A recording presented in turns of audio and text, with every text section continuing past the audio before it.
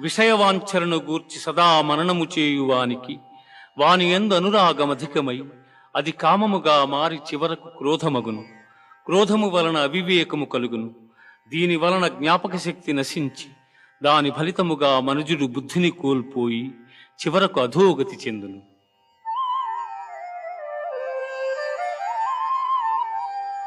ఏషా బ్రాహ్మీ స్థితి పార్థ నైనాం ప్రాప్య విముహ్యతి స్థిత్వా స్యామంతకాలేపి బ్రహ్మ నిర్వాణమృచ్ఛతి. బ్రహ్మ నిర్వాణమృచ్ఛతి.